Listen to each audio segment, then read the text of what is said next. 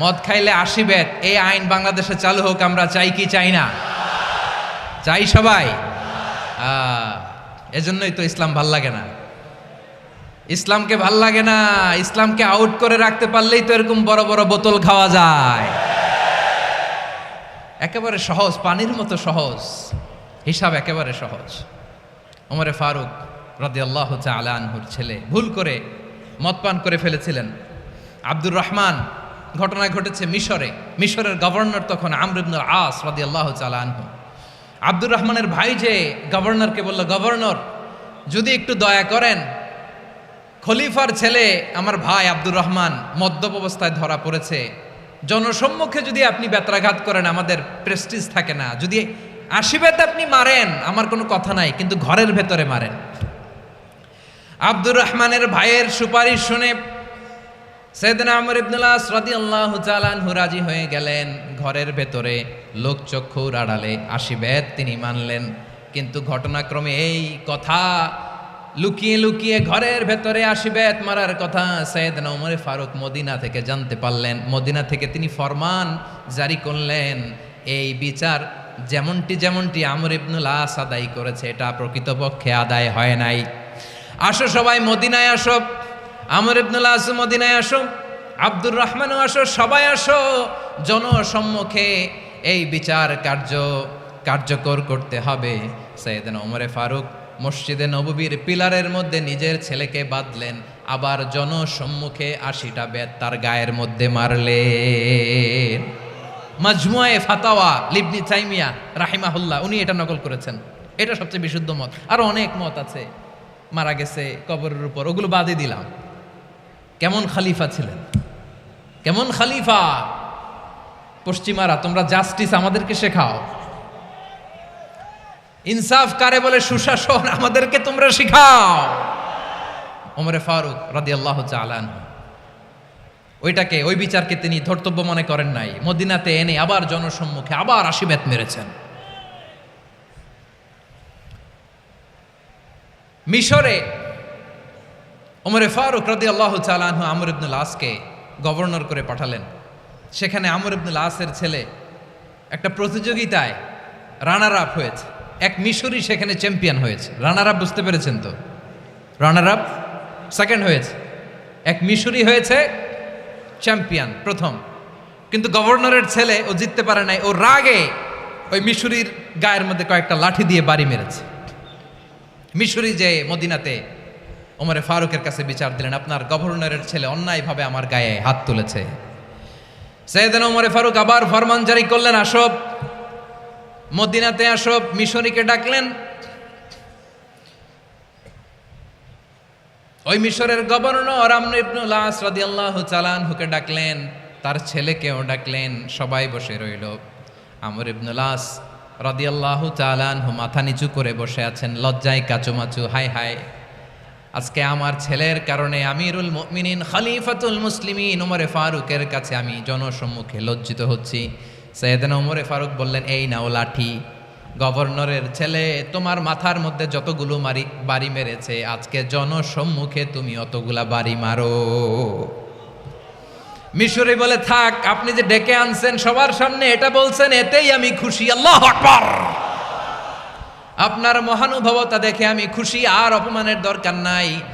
ওমরে ফারুক বলে, না, খবরদার, এই কথা মিশরি তুমি বলো না, মারো, যতগুলা বাড়ি মেরেছে মারো। বাধ্য হয়ে মিশরি আমর ইবনুল আসের সামনে ওনার কলিজার টুকরা সন্তানের মাথার মধ্যে বাড়ি মারতে আরম্ভ করলেন। ঠিক যতগুলা বাড়ি গভর্নরের ছেলে আমর ইবনুল আসের ছেলে মিশরির গায়ে মেরেছিল, মাথায় মেরেছিল, মিশরি গুনে গুনে ততটা মারলেন। এই দৃশ্য দেখে ওমরে ফারুক রেগে মেগে আগুন, রাগের চোটে রাগ সামলাতে না পেরে আর নিজেকে সামলাতে না পেরে মিশরিরে বললেন, ছেলেরে মারা শেষ হয়ে গেলে এবার বাবার টাক মাথার মধ্যে কয়েকটা বাড়ি মার। রাগের চোটে, আউট অফ অ্যাঙ্গার, রাগের চোটে যে আমার পাঠানো গভর্নর আমর ইবনুল আস তার ছেলেকে কেন আদব তারবিয়া কেন শিক্ষা দিতে পারে না। ছেলেরে মারা হইলে এবার আমর ইবনুল আসের মাথার মধ্যে 2টা মারো। এটা রাগে বলেছেন, এটা শাস্তি হিসেবে না। সুবহানাল্লাহ পড়ে। তোমরা আমাদেরকে সুশাসন শিখাও, আমাদেরকে সুশাসন শিখাও।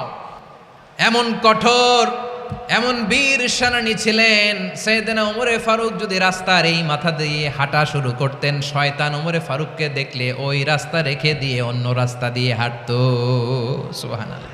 ওমরে ফারুক রাদিয়াল্লাহু তাআলা আনহু কি পার্সোনালিটি ছিল, কি পার্সোনালিটি।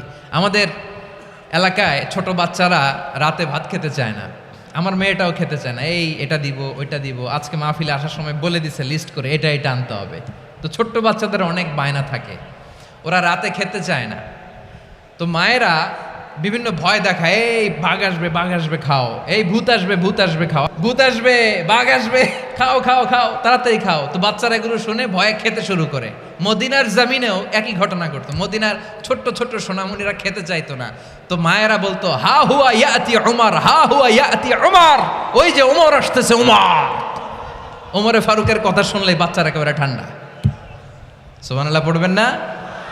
প্রভু তুমি বলেছ রাসূল দেবে না, বলনি দেবে না ওমর, বলনি দেবে না হামজা তারিক, খালিদ বিজয় সমর। প্রভু তুমি বলেছ রাসূল দেবে না, বলনি দেবে না ওমর, বলনি দেবে না হামজা তারিক, খালিদ বিজয় সমর। প্রভু তুমি বলেছ রাসূল দেবে না। আল্লাহু আকবার। ওমরে ফারুক রাদিয়াল্লাহু তাআলা আনহু, ওনার কথা শুনলে গায়ের মধ্যে গুজবাম হয়, গায়ের পশমগুলো দাঁড়িয়ে যায়। সুবহানাল্লাহ বলেন। কি পার্সোনালিটি ছিল, কি ব্যক্তিত্ব ছিল। মুনাফিকরা ওমরে ফারুককে জমের মতো ভয় পেতেন। শয়তান, খোদ শয়তান এই রাস্তা দিয়ে আসলে শয়তান অন্য রাস্তা দিয়ে হাঁটতো। ওমরে ফারুক রাদিয়াল্লাহু তাআলা আনহুর জীবনে যদি দেখেন, তাহলে সেখানে আপনি আদালতের, ইনসাফের, সুশাসনের, জাস্টিসের নমুনা দেখতে পাবেন। কয়টা শুনবেন? বিশ্বনবী বলেন আদালত এটা যেন তেন বিষয় না, এটা দিয়েই মানবিক সমাজ গড়তে হবে। আল্লাহ তাআলা কিয়ামতের কঠিন ময়দানে, যেদিন স্বামী স্ত্রীকে চিনবে না, স্ত্রী স্বামীকে দেখে পালিয়ে যাবে, বন্ধু বন্ধুরে চিনবে না, পীর সাহেব মুরিদরে চিনবে না, মুরিদ পীর সাহেবরে চিনবে না, দলের কর্মী তার নেতারে চিনবে না, নেতা তার কর্মীরে চিনবে না, বন্ধু বন্ধুরে দেখে পালাবে। এই কঠিন মুহূর্তে সূর্যটা মাথার কাছে চলে আসবে, জমিনটা তামার জমিন হবে।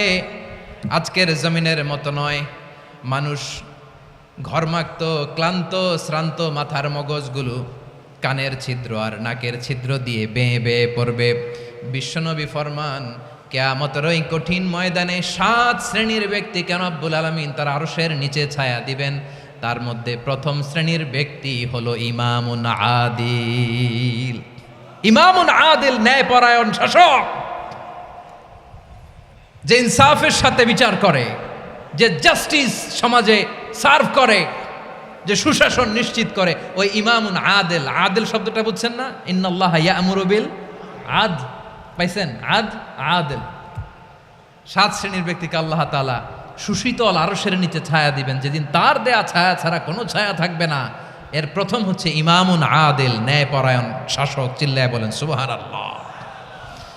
আবার বিশ্বনবী বললেন ইন্নাল মুকসিতিনা ইনদাল্লাহি আলা মানাবিরা মিন নূর আন ইয়ামিনির রহমান। কিয়ামতের দিন যারা ন্যায়পরায়ণ হিসেবে আল্লাহর সামনে দাঁড়াবে, কিয়ামতের দিন রব্বুল আলামিন তার আরশের ডান দিকে ওই ন্যায়পরায়ণ লোকদের জন্য আরশের ডান দিকে একটা নূরের মিম্বারে তাদেরকে বসার সুযোগ করে দিবে। আল্লাহর আরশের ডান দিকে ন্যায়পরায়ণ লোকদের জন্য আল্লাহ তাআলা নূরের মিম্বার বানাবে। 4টেখানে কথা মনে করেছেন? আল আদাল, জাস্টিস। ইন্নাল্লাহা ইয়া'মুরু বিল আদল। আল্লাহ তাআলা এই আদালতের নির্দেশনা দেয়, সুবিচার, সুশাসন। প্রিয় ভাইয়েরা, এটা আমরা বাংলাদেশে চাই কি চাই না? এই যে অরাজকতা, এই যে অন্যায়, এই যে জুলুম, এই যে ইনকনসিস্টেন্সি, সমাজের অসঙ্গতি, এর প্রধান কারণ জাস্টিস নাই, সুবিচার নাই, সুশাসন নাই। শেষবারের মতো আওয়াজ করে বলেন তো, আমরা বাংলাদেশে আদল চাই কি চাই না?